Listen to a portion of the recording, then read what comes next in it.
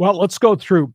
Yeah, I looked at the first round matchups, and they're obviously the ones we just talked about.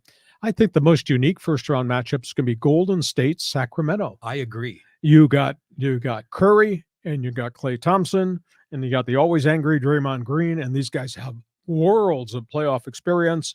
And you got Sacramento, which is the first time in 16 years have done what the Sacramento Kings have never done. Mike Brown's done a great job.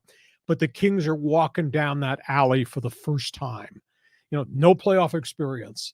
We're glad to be there. We had a really good season. Oh, dude, this is the playoffs. And look at the guys you got. They're going to hit you. And by the way, they got rings on their fingers. Mm-hmm. Golden State, Sacramento, I think it's going to be a fascinating Bay Area battle for sure. But you look at the top teams in the league, and let's start with Milwaukee. They got Giannis, who's got to stay healthy, but he's just one of the great individuals in the league, and they play really well around him. It's just not him, but it's him distributing to a lot of other people. Chris Middleton got a good bench, got firepower. Milwaukee is the real deal.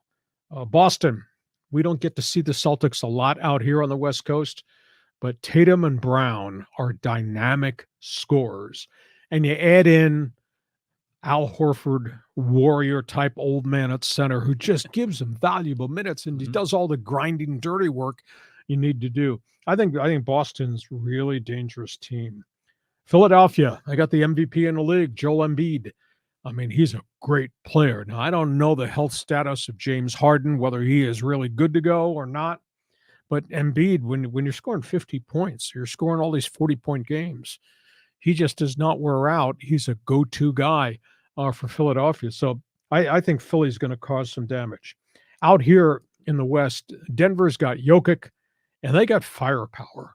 Not a lot of names that you recognize, but, I mean, there's no doubt that Jokic is a huge, skilled, big man who shoots the rock. But they got Murray. They got other guys coming off the bench.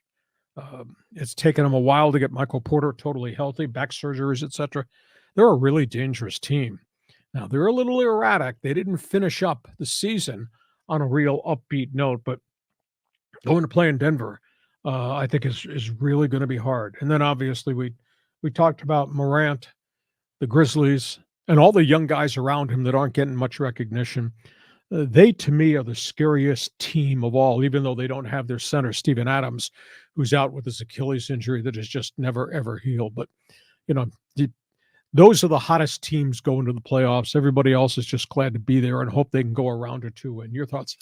I mean, the Denver Nuggets, they still have Dan Issel and Kiki Vandeweghe. No, I mean, those are the guys I remember from back in the day. But they shoot the ball, this modern day team with Jokic and his buddies, they shoot the ball like Dan Issel and Kiki Vandeweghe back in the old ABA days. Right. So I think it's exciting that Denver is, at the forefront because they've been in the lower half of the Western Conference forever.